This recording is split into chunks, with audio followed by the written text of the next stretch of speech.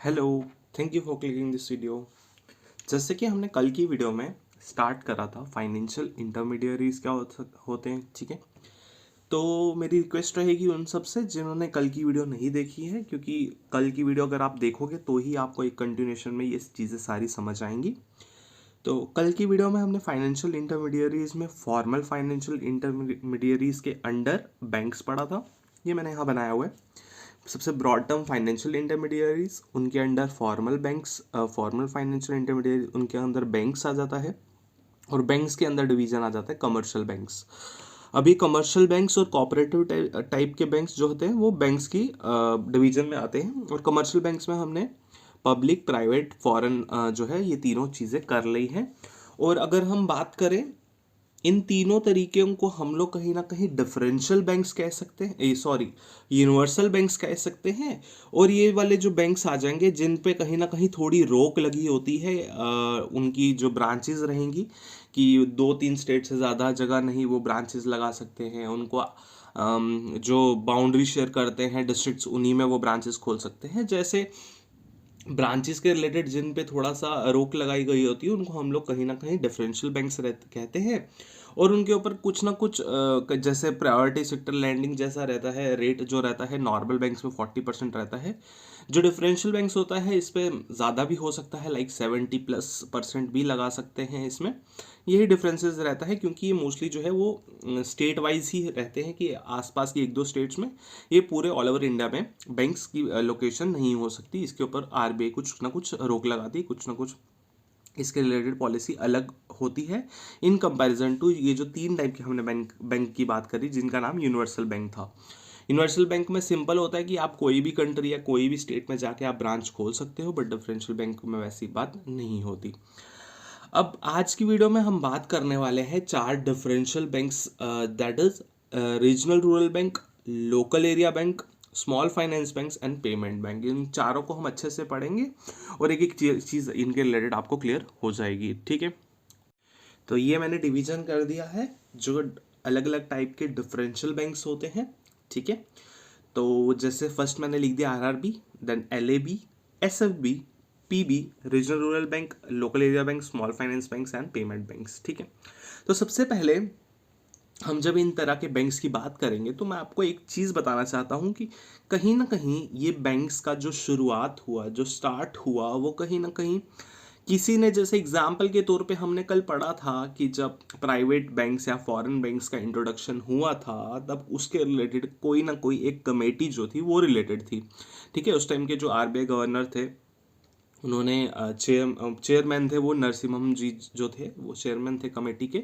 उन्होंने रिकमेंड करा था एलपीजी रिफॉर्म्स 1991 के बाद की कमेटी जो बैठी थी, उन्होंने रिकमेंड करा कि हमें प्राइवेट बैंक्स और फॉरेन बैंक्स बनाने चाहिए। इसके बारे में मैंने अच्छे से पिछली वीडियो में पढ़ाया हुआ है, तो आप वहाँ जाके देख सकते हो। वैसे ही आरआरबी, एलएबी, एसएफबी और पीबी, इन बैंक्स के लिए भी कहीं ना कहीं किसी कमेटी ने रिकमेंडेशन दिया था कि हाँ अब इस बैंक को हमें फॉर्म में लाना चाहिए, इसको ऐसा बनाना चाहिए, ठीक है। तो अब एक एक करके इन चारों के बारे में मैं आपको एक ही बार में बता देता हूँ, 1 मिनट रुको। सो जब हम बात करते हैं रीजनल रूरल बैंक की, नरसिम्हम जी की ही एक कमेटी थी, जबकि वो 90 जब एलपीजी रिफॉर्म्स आई थी उस टाइम पे वो आरबीआई गवर्नर थे। उससे पहले कहीं ना कहीं नरसिम्हम जी का बहुत ज़्यादा रोल रहा है इंडिया में, ठीक है। बहुत सारी कमेटीज़ को उन्होंने चेयरमैन का रोल प्ले करा है। उन्हीं की एक कमेटी थी फाइनेंशियल इंक्लूजन पे 1970s में। उसी टाइम पे उन्होंने रिकमेंड करा था कि हमें आरआरबीज बनाने चाहिए। देन उसके बाद अगर हम लोकल एरिया बैंक्स की बात करें तो हमारे फाइनेंस मिनिस्टर थे मनमोहन सिंह जी 1996 में, ठीक है। फिर उसके बाद 2004 में तो वो पीएम बन गए थे। तो उससे पहले वाली जो गवर्नमेंट थी कहीं ना कहीं वहाँ फाइनेंस मिनिस्टर थे, उन्होंने रिकमेंड करा था, बजट में पेश किया था ये चीज़ कि हम ऐसा एक लोकल एरिया बैंक्स बनाएंगे। और अगर बात करें स्मॉल फाइनेंस बैंक और पेमेंट बैंक, ये दोनों बैंक्स जो है वो कहीं ना कहीं नचिकेत मोर कमेटी जो बैठी थी उन कमेटी ने रिकमेंड करा था कि ऐसा बैंक होना चाहिए। उसके बाद 2013-2014 के सेशन में गवर्नर जो उस टाइम पे थे रघुराम राजन जी, उन्होंने इस चीज़ को जो है अथॉराइजेशन दे दी थी और ये दोनों बैंक्स भी बन गए थे, ठीक है। इन चारों बैंक्स को हम लोग कहीं ना कहीं जॉइंटली बोल सकते हैं कि ये जो है ये डिफरेंशियल बैंक्स है, ठीक है, क्लियर है अब आप इतना इतना सब लोगों को। अब सबसे पहले जो सबसे इम्पोर्टेंट चीज़ रहेगी वो हम यहाँ पे बात करेंगे जो PSL होता है, प्रायोरिटी सेक्टर लैंडिंग, उसमें ये चारों बैंक्स का क्या डिफरेंस है। ठीक है, तो एक हमारा RRB हो जाएगा, that is regional rural bank. ठीक है, यहाँ पे जो हमारे PSL नॉर्म्स लगते हैं, that is priority sector lending के नॉर्म्स लगते हैं, वो इनको अथॉराइज किया गया है कि इनको 75% जो इनके पास रहेगा पैसा, वो कहीं ना कहीं 75% इन्होंने PSL कोटे वाले को देने हैं। ठीक है, और दूसरे नंबर पे जो हमारा स्मॉल फाइनेंस बैंक आता है, लैब नहीं, लोकल एरिया बैंक में ऐसा कुछ नहीं है, PSL के नॉर्म्स नहीं है, पेमेंट बैंक में भी वैसे कोई नॉर्म्स नहीं है। ये वाले जो नॉर्म्स है ये सिर्फ RRBs और SFBs में, स्मॉल फाइनेंस बैंक्स में ही है, और यहाँ पे भी PSL का जो कोटा है 75% सेट करा गया है। ठीक है, अब कहीं ना कहीं एक और पॉइंट जो इम्पोर्टेंट हो जाता है जानने के लिए वो ये है कि जब हम बात करते हैं RRBs की, यहाँ पे देखो सिंपल बात है कि सारे बैंक्स का अल्टीमेट जो रेगुलेटर रहेगा वो कहीं ना कहीं RBI रहेगा, बट कहीं ना कहीं छोटे लेवल पे जो RRBs को संभालता है वो NABARD संभालता है। ठीक है, NABARD क्या होता है वो हम आगे अच्छे से पढ़ेंगे। ठीक है, तो आपको ये थोड़ा बहुत पता होना चाहिए कि इनको कौन संभालता है, वो मैंने लिटिल बिट अमाउंट में आपको बता दिया कि RRBs को NABARD संभालता है और RBI उनको पावर देती है, और इन चारों बैंक्स को सिंपल है RBI ही संभालेगा। ठीक है, तो क्लियर हो गया होगा आपको इतनी चीज़। अब बात करते हैं ब्रांच एक्सटेंशन पे क्या क्या इन पे पाबंदियाँ लगी हुई है। ठीक है, तो जैसे हम बात करते हैं रीजनल रूरल बैंक की, इनमें बोला गया है कि आपकी जो भी बैंक्स की ब्रांचेस रहेगी वो रहेगी 3 डिस्ट्रिक्ट्स में। 3 डिस्ट्रिक्ट्स मतलब बोल लो आप, फ्यू डिस्ट्रिक्ट्स बोल लो, चलो छोड़ो, तो 3 डिस्ट्रिक्ट भी छोड़ो, फ्यू डिस्ट्रिक्ट्स हम यहाँ बोल देते हैं कि रीजनल रूरल बैंक अगर कोई है तो वो एक स्टेट में कुछ डिस्ट्रिक्ट्स तक ही सिर्फ फैल सकता है।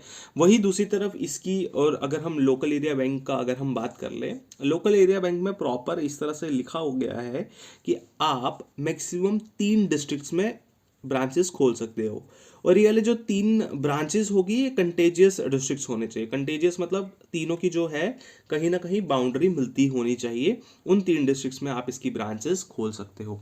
ठीक है, इतना क्लियर है। इसमें एक और चीज़ एडिशन करी गई है इसके अलावा कि इसमें से जो आप 3 डिस्ट्रिक्ट्स में आप खोलोगे, एटलीस्ट इसमें से जो कहीं ना कहीं एक जो सेंटर रहेगा वो अर्बन सेंटर रहना चाहिए। ठीक है, अगर 2 आप रूरल में खोल रहे हो, एटलीस्ट आपको एक जो है वो अर्बन में भी खोलना है। ठीक है, तो जब हम बात करते हैं स्मॉल फाइनेंस बैंक्स की, यहाँ पे रखा गया है कि आपको 25% जो ब्रांचेस है वो कहीं ना कहीं आपको रूरल एरियाज़ में खोलनी है। ठीक है, सिंपल है, गांव वगैरह एरिया में 25% ब्रांचेस खोलनी है। और payment bank, simple payment bank क्या होता है, जैसे एयरटेल की पेटीएम की ऐप रहती है, उन्होंने स्टार्ट करा है वहाँ पे लोन देना सिस्टम वगैरह, तो वो कहीं ना कहीं बैंक्स के साथ जुड़े रहते हैं, तो उनके ऊपर भी ऐसा कुछ है नहीं, पर उनको ऐसा बोला गया है कि आपको 25% जो एक्सेस आपकी भी रहेगी वो रूरल एरियाज़ में जो है वो कहीं ना कहीं बढ़ा दो, पेमेंट के तरीके से ही आपको वो चीज़ जो है वो बढ़ानी पड़ेगी।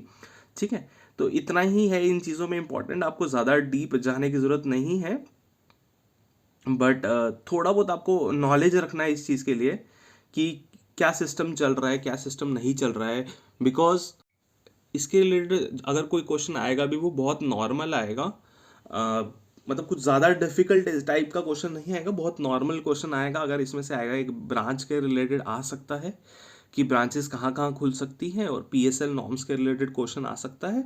और स्मॉल फाइनेंस बैंक्स और पेमेंट बैंक्स में कुछ और चीज़ें भी इंपॉर्टेंट होती है कि ये लोग डेबिट कार्ड, क्रेडिट कार्ड्स वगैरह दे सकते हैं।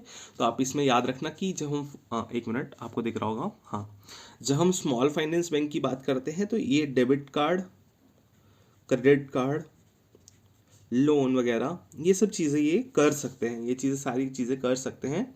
और इनको एक ऑप्शन दिया गया है कि आप 5 साल के बाद कमर्शियल बैंक बन सकते हो, मतलब जब आप 5 साल तक काम करोगे लगातार तो आप कहीं ना कहीं कमर्शियल बैंक बन सकते हो। अगर RBI ऐसा चाहेगी तो आपको कमर्शियल बैंक बना सकती है। वहीं दूसरी तरफ जब हम बात करते हैं पेमेंट बैंक की, वहाँ पे एक डिवीजन आ जाता है इसके कंपैरिजन में। देखो, जब हम स्मॉल फाइनेंस बैंक की बात करते हैं तो ये डिपॉजिट ले लेते हैं, ठीक है। जब पेमेंट बैंक की बात करते हैं ये भी डिपॉजिट ले लेते हैं, पर इसमें जो डिपॉजिट्स रहते हैं वो डिपॉजिट दोनों तरह के होते हैं। चाहे वो एफडीज वगैरह होगी, ठीक है, फिक्स डिपॉजिट वगैरह वो सब। पर इसमें जो है वो टाइम मैनर वाले जो फिक्स डिपॉजिट रहेंगे पेमेंट बैंक में वो नहीं होते, यहाँ पे सिंपल डिमांड डिपॉजिट होते हैं। तो इसी हिसाब से यहाँ पे जो है डेबिट कार्ड कहीं ना कहीं जो एटीएम कार्ड होता है वो मिल जाता है, क्रेडिट कार्ड नहीं मिलता। और अगर क्रेडिट कार्ड नहीं मिलता, आपको ये भी थोड़ा बहुत समझ आ ही गया होगा, तो लोन भी नहीं मिलेगा। ये दोनों में प्रॉपर, इन दोनों में एक जो डिफरेंस है ये भी आपको थोड़ा बहुत नॉलेज होना चाहिए। बाकी I don't think so anything is important from this topics point of view, ठीक है। तो आप इतना ही पढ़ना, इसके अलावा कुछ एक्स्ट्रा पढ़ने की जरूरत नहीं है और कोई सोर्स फॉलो करने की जरूरत नहीं है, ठीक है। होप सो ये आपको क्लियर हो गया होगा। अब हम नेक्स्ट टॉपिक जो पढ़ने वाले हैं वो हम आरबीआई के बारे में पढ़ने वाले हैं। जैसे कि मैंने आपको बताया था, जब हम मॉनेटरी पॉलिसी की बात कर रहे थे वहाँ भी हमने मेंबर्स पढ़े थे। वहाँ 3 आरबीआई की साइड से होते हैं, 3 गवर्नमेंट जो है सेलेक्ट करके भेजती है। टोटल 6 लोग मॉनेटरी पॉलिसी के मतलब हिस्से में होते हैं, उनकी कमेटी के हिस्सा होते हैं, ठीक है। वहीं दूसरी तरफ जो आरबीआई नॉर्मल मैनर में जब काम करता है, क्योंकि कहीं ना कहीं मॉनेटरी पॉलिसी में उसका कहीं ना कहीं एक सिंपल काम होता है कि जो रेपो रेट है उसको सेट करना है, बट बहुत सारी चीज़ें होती हैं, बहुत सारी इकॉनमी को कहीं ना कहीं स्टेबल रखना होता है। उन सारे कामों के लिए एक बोर्ड होता है, आरबीआई बोर्ड जिसको बोला जाता है सेंट्रल बोर्ड, उसकी कंपोजिशन की हम लोग बात करने वाले हैं, ठीक है। तो आरबीआई के बारे में अगर जब हम बोर्ड के बारे में बात करें तो इसमें हमें 2 तरह के लोग मिलते हैं। एक मिलते हैं ऑफिशियल डायरेक्टर्स, ठीक है, इनको बोलते हैं ऑफिशियल डायरेक्टर्स। एक होते हैं नॉन ऑफिशियल डायरेक्टर्स, ठीक है, नॉन ऑफिशियल डायरेक्टर्स। आपको वैसे थोड़ा बहुत नंबर इसका याद रखना, क्योंकि ये जो विंग हो जाएगा अपने आप में ही बहुत ज़्यादा इंपॉर्टेंट है, इंपॉर्टेंट पोस्ट है। तो आपको थोड़ा बहुत नॉर्मल याद रखना है कि जो ऑफिशियल डायरेक्टर्स आएंगे वो कहीं ना कहीं 5 होंगे, और नॉन ऑफिशियल डायरेक्टर्स जो होंगे वो 16 होंगे, और टोटल मिला के 21 सेंट्रल बोर्ड में आरबीआई के बैठते होंगे लोग, ठीक है। अब इनमें कौन कौन होता है जब ऑफिशियल डायरेक्टर्स की बात करते हैं? एक तो हमारे आरबीआई गवर्नर खुद आ जाएंगे जो भी शक्तिकांता दास जी हैं, प्लस 4 जन जो आएंगे वो डिप्टी गवर्नर आ जाएंगे, ठीक है। और अगर हम नॉन ऑफिशियल डायरेक्टर्स की बात करें जाए तो इसमें डायरेक्टली जो है वो 2 गवर्नमेंट के ऑफिशियल्स होंगे, मतलब जो गवर्नमेंट कहीं ना कहीं डायरेक्टली वो करेगी, मतलब गवर्नमेंट कहीं ना कहीं या तो आरबीआई में ही कोई छोटी मोटी पोस्ट पे काम कर रहे होंगे पहले, या कहीं ना कहीं फाइनेंस में ही कहीं ना कहीं कुछ और कहीं काम कर रहे थे। और जो 10 रहेंगे वो गवर्नमेंट जो है वो नॉमिनेट करेगी, और उसके अलावा 4 डायरेक्टर्स होंगे, ठीक है। जो आरबीआई के 4 लोकल बोर्ड्स है वहाँ से वो 4 डायरेक्टर होंगे, वो भी नॉन ऑफिशियल डायरेक्टर्स के हिस्सा बनेंगे।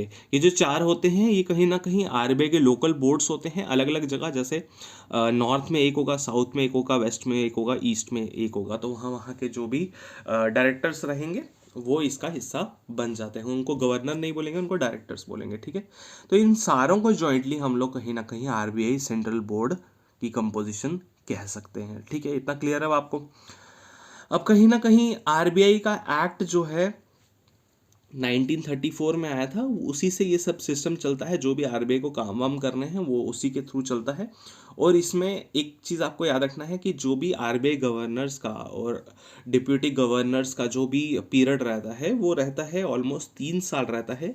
और वही दूसरी तरफ जो नॉन ऑफिशियल डायरेक्टर्स होता है वो कहीं ना कहीं पार्लियामेंट अपने हिस्से पे वो डिसाइड कर लेती है, ठीक है, उनको कैसा सिस्टम वगैरह रखना है। और ऑफिशियल डायरेक्टर्स हमारे लिए ज़्यादा इंपॉर्टेंट है, इसलिए इनको थोड़ा बहुत याद रखना है कि 3 साल का इनका पीरियड रहता है, प्लस रीअपॉइंटमेंट भी पॉसिबल है। रीअपॉइंट मतलब वापस से अगर इनका एक पीरियड 3 साल का ख़त्म हो जाए तो वापस से भी इनको हम बना सकते हैं आरबीआई गवर्नर। जैसे शक्तिकांत दास जी का भी जो है कहीं ना कहीं पीरियड ख़त्म हुआ था, क्योंकि शक्तिकांत दास जी से पहले जो थे हमारे आरबीआई गवर्नर उर्जित पटेल थे, वो 2018 में उनका पीरियड ख़त्म हुआ था। 2018 के बाद तो 2021 में चेंज हो जाने चाहिए थे, पर इनको एक्सटेंशन दे दिया हुआ है, ठीक है। अब आरबीआई के एक्चुअली में 4 रीजन्स होते हैं, जो ये मैंने नॉर्थ, साउथ, वेस्ट, ईस्ट आपको कहा है अलग अलग जगह पे। नॉर्थ में दिल्ली में है, वही दूसरी तरफ ईस्ट में कोलकाता में होगा, साउथ में चेन्नई होगा, और वेस्ट में मुंबई होगा। ये तो नॉर्मल वे में आपको पता होना चाहिए, नॉर्मल सा, ठीक है। तो आरबीआई के फंक्शंस की अगर बात करी जाए कि आरबीआई के फंक्शंस क्या क्या होते हैं, आई डोंट थिंक सो कि आप लोगों को ये बताने की ज़रूरत है। फिर भी मैं थोड़ा सा आपको बताता हूँ, ज़्यादा टाइम नहीं लूँगा इसमें, जल्दी जल्दी ख़त्म करेंगे। जैसे एग्जाम्पल के तौर पे किसी बैंक को पैसा चाहिए होगा तो आरबीआई उनको पैसा उधार देगा, ठीक है। आरबीआई सारे बैंक्स को रेगुलेट करता है, जितने भी सारे बैंक्स है उसके, मतलब जितने भी बैंक्स पूरे इंडिया में, कहीं ना कहीं उनका जो रेगुलेटर है वो आरबीआई है। ठीक है। अब जो भी मनी है, ठीक है, मनी बनानी आरबीआई ने, ठीक है, मनी जो छापना है वो आरबीआई ने सामने, कहीं ना कहीं हम बोल सकते हैं मनी सप्लाई का कंट्रोल जो है वो आरबीआई के हाथ में है।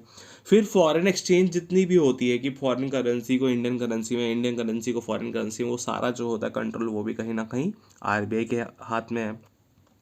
ठीक है। फिर उसके बाद बहुत सारे एनबीएफसीज होते हैं, नॉन बैंकिंग फाइनेंशियल कंपनीज होती है, फिर ऑल इंडिया फाइनेंशियल इंस्टीट्यूशंस होते हैं जैसे नाबार्ड वगैरह। वो हम अच्छे से नाबार्ड के बारे में अच्छे से पढ़ेंगे, सिडबी होता है, एनएचबी होता है, एग्जिम होता है, ये हम एएफआई अच्छे से पढ़ेंगे बाद में। तो कहीं ना कहीं ये थोड़े बहुत ही नॉर्मल है। और इसके अलावा कुछ कुछ रिपोर्ट्स भी आरबीआई निकालती है, जैसे आपको पता होना चाहिए रिपोर्ट का, एनुअल फाइनेंशियल स्टेबिलिटी रिपोर्ट, ये आरबीआई निकालती है। ठीक है। और जो भी इंटरनेशनल कॉपरेशन करना हो कहीं ना कहीं इंडिया की तरफ से फाइनेंस सेक्टर में या बैंकिंग सिस्टम में, जैसे बासल नॉर्म्स होती है, ठीक है, जैसे इंटरनेशनल मॉनेटरी फंड के साथ कोई भी बात चल रही है, या फिर आपको पता होगा कहीं ना कहीं जब G20 पहले पहले काम किया करता था, वो पहले पहले सिंपल जो है वो उनका फाइनेंस मिनिस्टर के थ्रू ही कहीं ना कहीं मीटिंग हुआ करती थी। तो वहाँ पे अगर रिप्रेजेंट करने जाएंगे वो कहीं ना कहीं आरबीआई गवर्नर चले जाएंगे फाइनेंस मिनिस्टर की जगह। अब तो चलो जो G20 है वो पॉलिटिकल बॉडी भी बन चुकी है, इवॉल्व हो चुकी है टाइम टू टाइम। अब तो जो इम्पोर्टेंट जो भी रहेंगे, लाइक हमारे इंडिया के प्राइम मिनिस्टर है तो वो मीटिंग में जाते हैं। पहले पहले ऐसा नहीं होता था, मेन जो मीटिंग हुआ करती थी वो फाइनेंस मिनिस्ट्री की हुआ करती थी। ठीक है। तो कहीं ना कहीं उस चीज़ को भी रिलेटेड भी कहीं ना कहीं आरबीआई का ही रोल रहता था इंडिया की तरफ से। ठीक है। So this is about the RBI. हमने फंक्शंस थोड़े बहुत आरबीआई के पढ़ लिए, आरबीआई की कंट्रोल सेंट्रल बोर्ड का जो कंपोजिशन है वो भी पढ़ लिया। होप सो आपको ये वीडियो अच्छी लगी हो। लाइक कमेंट करके मेरे को बता देना। So thank you for tuning in.